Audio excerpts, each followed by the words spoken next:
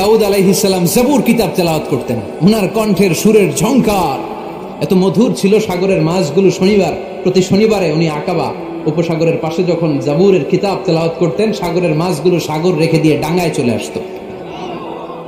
এজন্য আল্লাহ বললেন, খবরদার, শনিবার এলাকাতে মাছ শিকার করা আমি হারাম ঘোষণা করলাম। কিবার এবার দাউদ আলাইহিস সালামের কওমের লোকেরা কৌশল করা আরম্ভ করে দিল। তারা বলল, আল্লাহ বলছে শনিবারে মাছ ধরা হারাম, খবরদার আমরা মাছ ধরবো না, তবে শনিবার আমরা বেড়া দিয়ে রাখবো। কি দিয়ে রাখবো? জাল দিয়ে বেড়ে দিয়ে রাখবো। শনিবারে ধরবো না, রবিবারে যাই ধরবো। খবরদার, শনিবারে ধরবি না, শনিবারে হারাম। হারাম করছে কে? মাছগুলো যখন তেলাওয়াত করতে আসতো, এরা জাল দিয়ে বেড়ে দিয়ে রাখতো চারদিকে। শনিবারে ধরতো না, কারণ হারাম। কারণ কি? বেড়ে দিয়ে রাখতো, রবিবারে যে ধরতো। আল্লাহ কি এটা বুঝাইছে? আল্লাহ বুঝাইছে শনিবারে যত মাছগুলো এসেছে এগুলো ধরা যাবে না। এগুলো যখন আবার সাগরের প্রবাহে ভেসে চলে যাবে, তোমরা আবার নৌকা নিয়ে মাছ শিকার করতে পারবে। ঠিক কিনা? ওরা কৌশল করে রবিবারে, শনিবারে আটকে রাখতো, এরকম বেরি দিয়ে জাল দিয়ে রবিবারে যেয়ে ধরতো। আল্লাহ বললেন,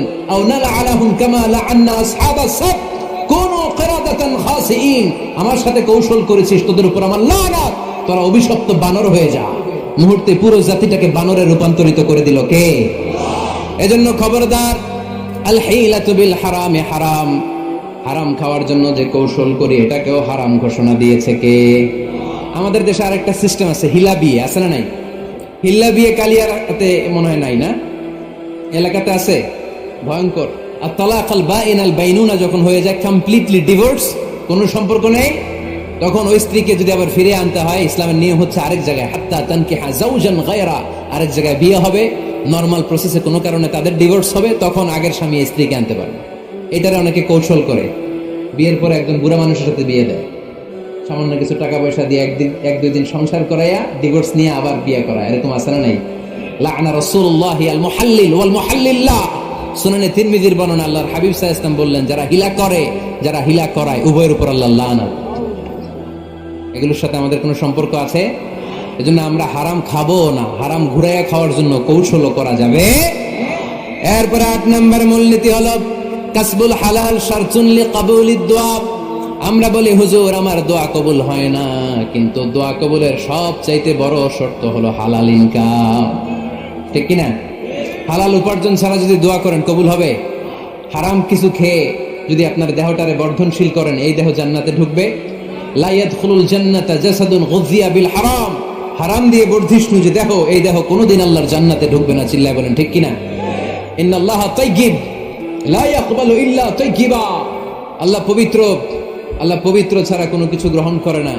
এক লোক কাবার চারদিকে কাঁদতে কাঁদতে বেহুশ, ইয়া রাব, ইয়া রাব, ইয়া রাব বলে বলে কাঁদতেছে। সাহাবারা দেখে বলল, সর্বনাশ, আজকের দিনের সব সওয়াব তো এই লোক নিয়ে যাবে।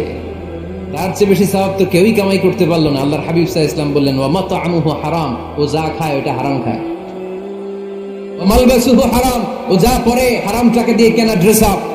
ওয়া গুযিয়া বিল হারাম, ওর দেহটা বড় হয়েছে, বর্ধিষ্ণু হয়েছে হারাম খেয়ে। ফাআন্না ইউস্তাজাবু লাহু, কেন আল্লাহ তার দোয়া কবুল করবে? কোশ্চিন কালো তার দোয়া আল্লাহর আরশে পৌঁছবে না। চিল্লায় বলেন ঠিক কিনা?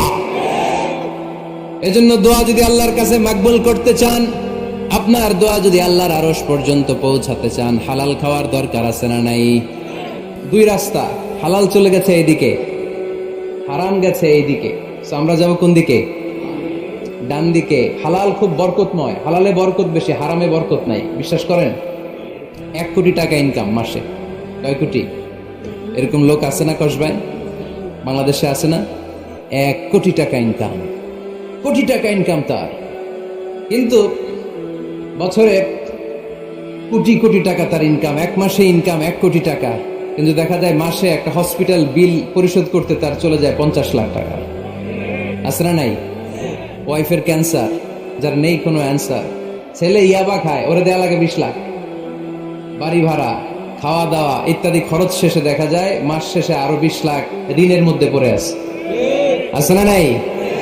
কিন্তু মাসে ইনকাম ছিল কত?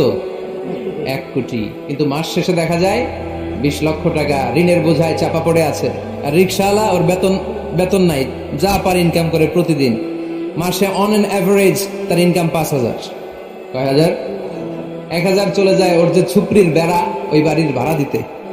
1000 চলে যায় ওর খাওয়া, 1000 চলে যায় চিকিৎসা, 1000 চলে যায় ছেলেমেয়েদের পড়াশোনা, আনুষঙ্গিক আরো 500, মাস শেষে আরো থেকে যায় 500। সুবহানাল্লাহ কইতে পারলেন না? 1 কোটি টাকা ইনকাম করেও 20 লক্ষ টাকা ঋণের বোঝায় চাপা পড়ে আছে, আর 5000 টাকা ইনকাম, মাস শেষে কত থাকে? 500। কারণ ওর পুরো ইনকামটাই হালাল। ওর পুরো ইনকামটা কি? আর হালালে বরকত ঢুকাই দিছে কে? হারামে কোনো বরকত আছে? আওয়াজ করে বলেন তো, গরু খাওয়া হালাল না হারাম? কুকুর খাওয়া? কুরবানিতে কি জবাই হয়?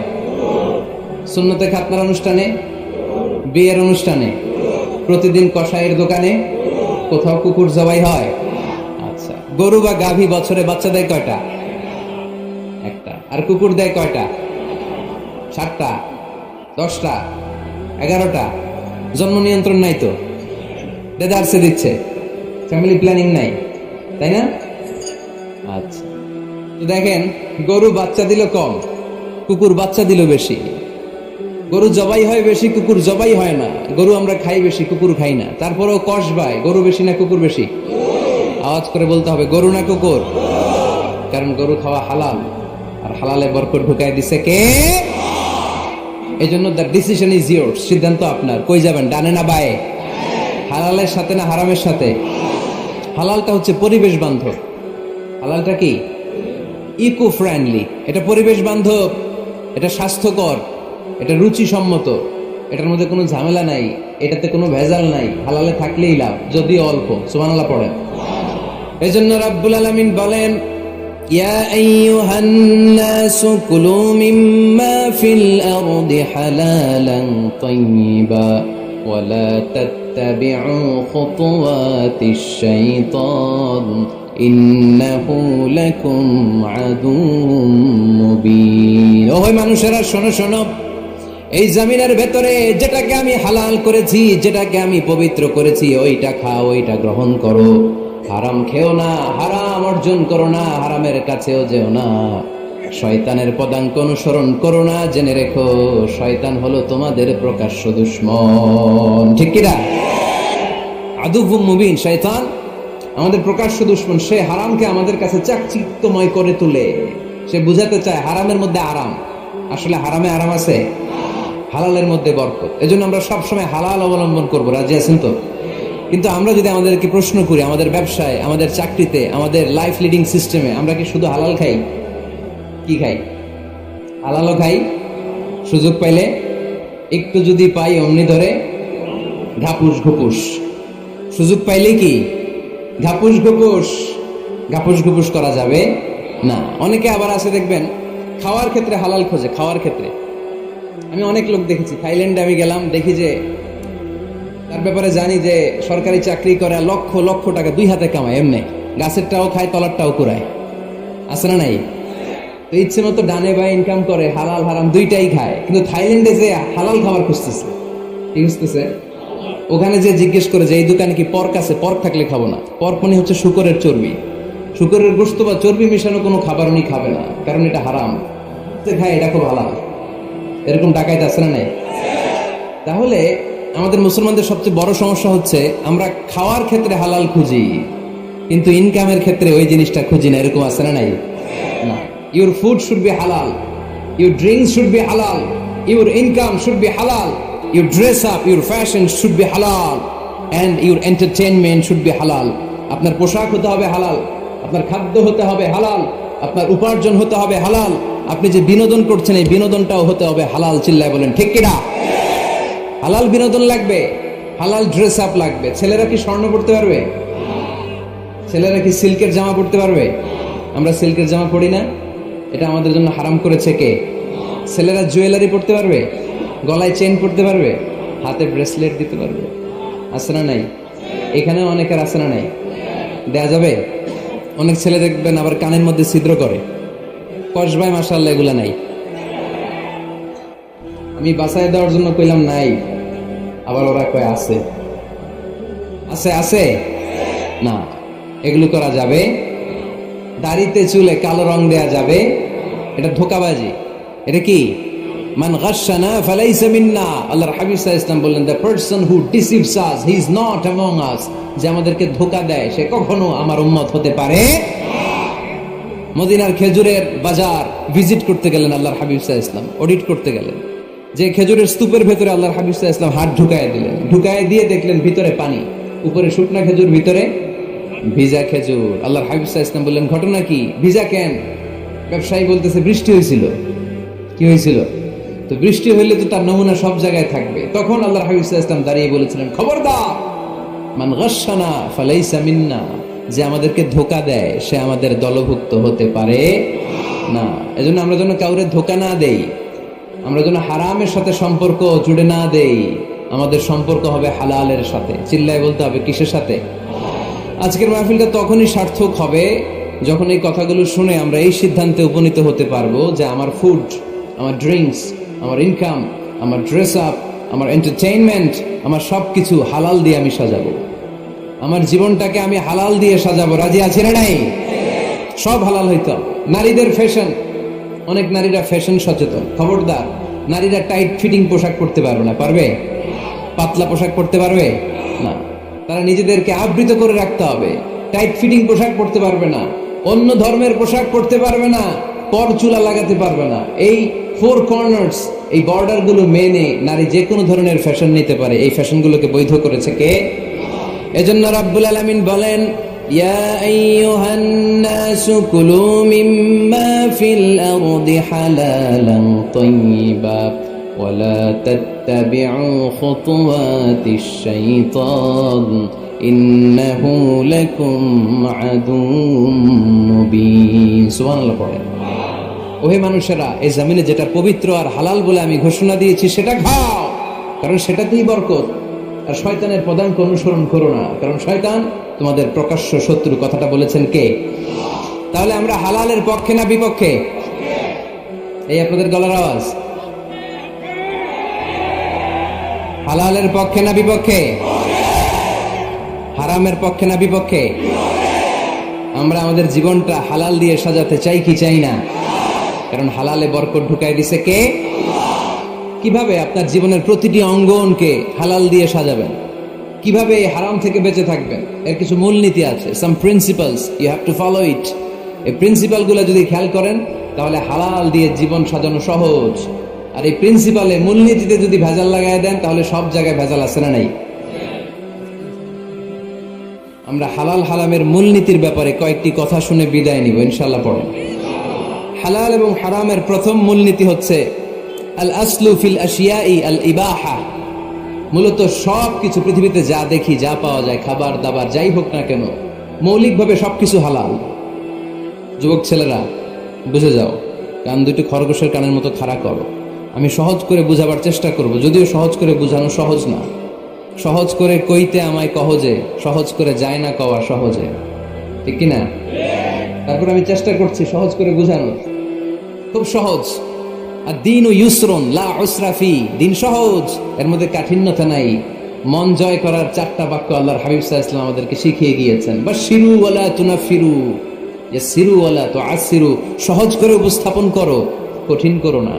মানুষকে দিনের প্রতি আকৃষ্ট করো, দিন থেকে ভাগিয়ে দিও না। আমরা অনেকে দিন থেকে ভাগাই দেই, আছে না নাই?